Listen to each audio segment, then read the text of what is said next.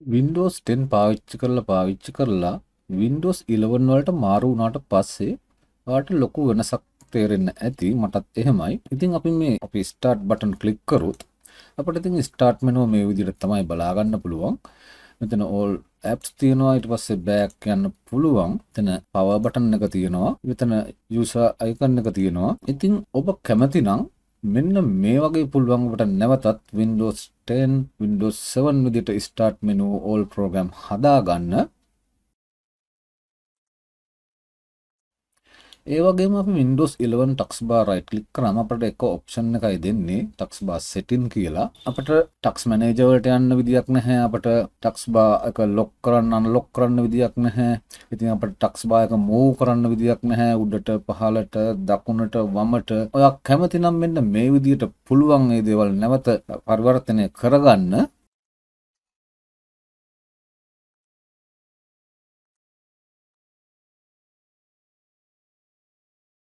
හරි ඒ වගේම අපි Windows 11 desktop right click කරාම මේ විදියට තමයි දිස් වෙන්නේ. ඉතාලම ලොකු නුහුරු ගතියක් මෙතන තියෙනවා. මේ show more option කියලා තියෙනවා. ඉතින් ඔයා කැමති නම් ඔයාට පුළුවන් Windows 11 desktop right click මෙන්න මේ විදියට හදා ගන්න. අපි බලමු ඒක කරන්නේ කොහොමද කියලා. ඔබ මුලින්ම start all back application එක download කරලා install කරගන්න ඕන. start all back app එක open කරාට පස්සේ මේ විදිහට තමයි this වෙන්නේ. welcome tab එකේ තමයි අපි දැන් ඉන්නේ. where do you want to go today කියලා අහනවා. මුලින්ම ඉතින් මේ selecting to apply උඩම තියෙනවා proper 11 කියලා. අපි ඒක apply කරොත් මෙන්න මේ විදිහට බලා ගන්න පුළුවන්. ඊට පස්සේ kinda 10 කියලා තියෙනවා.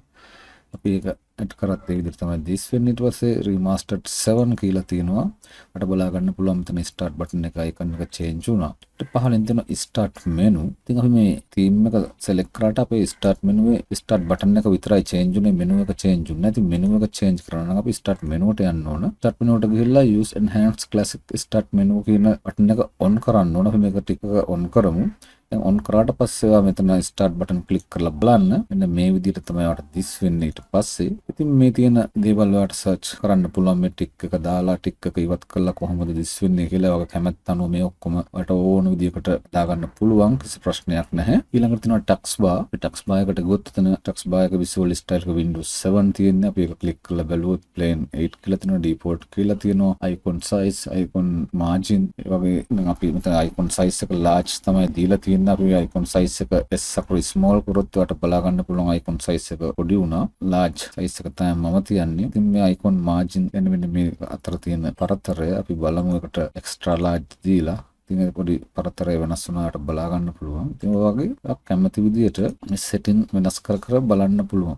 මේ තියෙන icon දැන් ඔය බලන්න start button එකේ icon එක මේ Windows 7 logo එක තමයි තියෙන්නේ. ඉතින් මම මෙන්න මේ මල වගේ තියෙන එකට කැමති කියලා හිතනවා. ඒක click කරාට පස්සේ ඔයාලට බලා ගන්න පුළුවන් start button එකේ icon එක change වුණා. ඉතින් ඊට පස්සේ ඔයාලට මෙතන පහළ බලා ගන්න පුළුවන් center tux icon. දැන් මෙතන tux bar එකේ icon center වෙලා තියෙන අපි tick එක ඉවත් කරොත් ඔයාලට බලා ගන්න පුළුවන් වම් අත පැත්තට යනවා. ඉතින් ඔක කැමැත්ත අනුව මේවා වෙනක වෙනස් කරලා බලන්න. ඊපස්සේ dynamic transparency දැන් ඔයාලට පේනවා මෙතන text bar එක මෙතන අපිට බාර් එකක් පේන්න තියෙනවා. අපි මේ dynamic transparency tick එක දැම්මොත් ඔයාලට පේනවා මේ text bar වෙන විදිහාවෙන් තමයි දැන් පේන්නේ background එකත් එක්ක.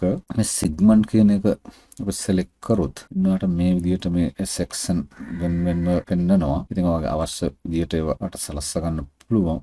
ඊට පස්සේ අපි මේ explore කියන එකට ගියොත් මෙන්න මේ විදිහට තමයි අපි හිතමු දැන් මේ Windows 11 අපි දැන් Windows Explorer click කරොත් ආට දැන් මෙන්න මේ විදිහට තමයි Windows Explorer this වෙන්නේ. ඊළඟට මෙතන මේ Winten ribbon UI කියන එක select කරොත් අපි බලමු Windows Explorer click කරලා මෙන්න මේ විදිහට වට this වෙනවා. ඊළඟට තියෙන Windows 7 command bar කියලා අපි ඒක select කරොත් බලා ගන්න පුළුවන් මෙන්න මේ විදිහට. ඉතින් ඔන්න ඔය වගේ වෙනස්කම් ඔයාගේ හිතේ හැටියට කරන්න පුළුවන්. මේ හැම එකක්ම ඔයා බලන්න කොහොමද off කරාම කොහොමද on කරාම කොහොමද. ඉතින් ඊට පස්සේ තියෙන advanced කියලා එකක්. ඉතින් මේ advanced කියන එකෙන් මෙතන මේ තියෙනවා ඉහළින්ම use custom start menu color. මෙතන අපට ඕන නම් මේ start menu එකට color එකක් දාන්න පුළුවන්. අපි ඒකට මේ tick එක දාලා පස්සේ මෙතනින් අපි හිතමු අපි කොළ පාට තෝරනවා කියලා අපි කොළ පාට තෝරලා okay කරනවා. අපි ගිහිල්ලා බලමු.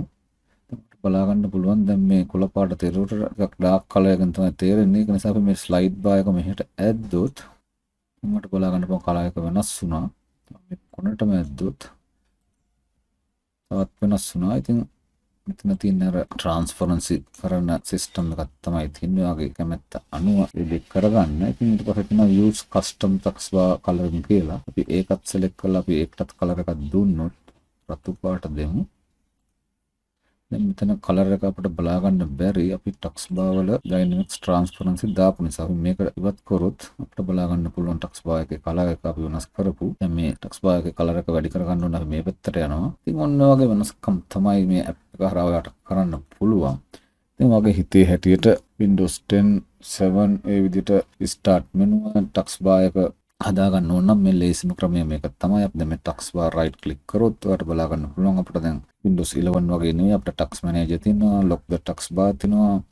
මේ කලින් තිබිච්ච ඔක්කොම setting Windows 10 වල වගේ මෙතන ඔක්කොම තියෙනවා. දැන් ඔයාලට මෙතන බලා ගන්න පුළුවන් මේ අපි දැන් advanced වල ඉන්නේ මේ disable start all back. අපි මෙන්න මේ disable program for current user කියන එක දැම්මොත් මේක disable වෙලා යනවා.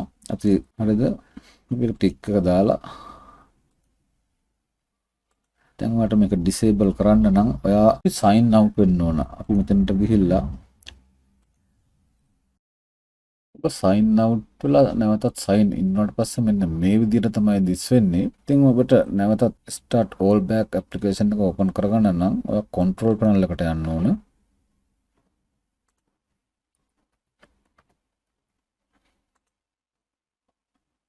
ඊට බලා ගන්න පුළුවන් මෙතන start all back කියලා තියෙන එක click කරගන්න.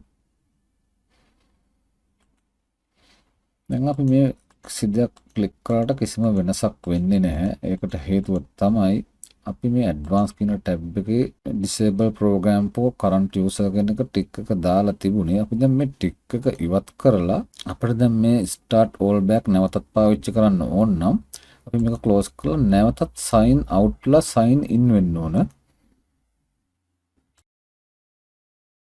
නැවතත් sign in වුණාට පස්සේ ඔයාලට බලා ගන්න පුළුවන් start all back app එක enable වෙලා තියෙනවා. මට තව එක දෙයක් ඔයාලට පෙන්වන්න තියෙන්නේ. අපි නැවතත් යමු start all back app එකට.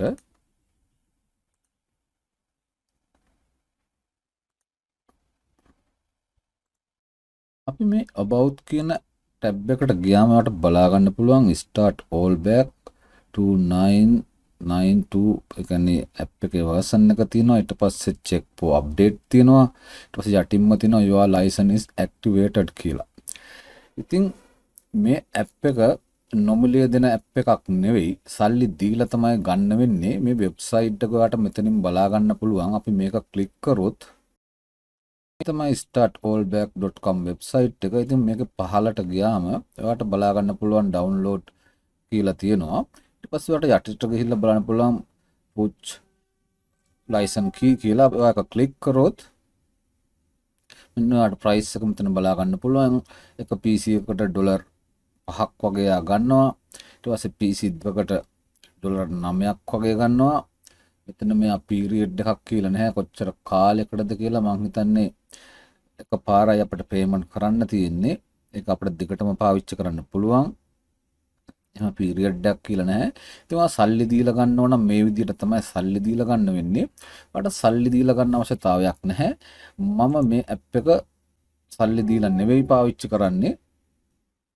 නම් මේ මෙන්න පෙන්නන වෙබ්සයිට් එකට ගිහිල්ලා ඔයගොල්ලන්ට මේ app එක normally download කරලා install කරගන්න පුළුවන්. යන්න get into pc.com website එකට ඊට පස්සේ මෙතන search bar එකේ type කරන්න start all back කියලා. ඊට පස්සේ මෙතන මේ go button එක click කරාම ඔයාලට ඉහළින්ම බලා ගන්න පුළුවන් start all back free download කියලා. ඔයා download link එක උඩ click කරන්න. ඊට පස්සේ මේක පහළටම ගියාම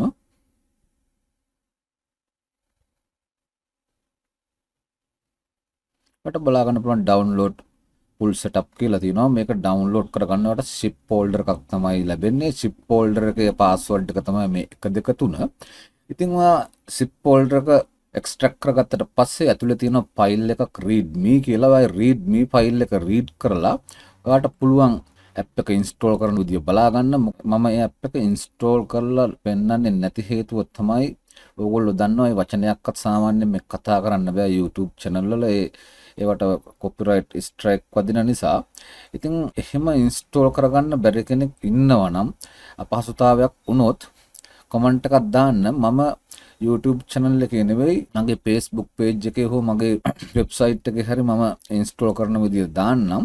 ඔයාලා ඒ readme file එක read කරලා try කරන්න තනියම install කරගන්න. ඉතින් මේ වීඩියෝ එක හොඳයි කියලා හිතෙනවා නම් like කරන්න, share කරන්න, subscribe කරන්න. මේ වගේ තවත් වීඩියෝ එකක් නැවත හමු වෙනතුරු ගිහිල්ලා එන්න.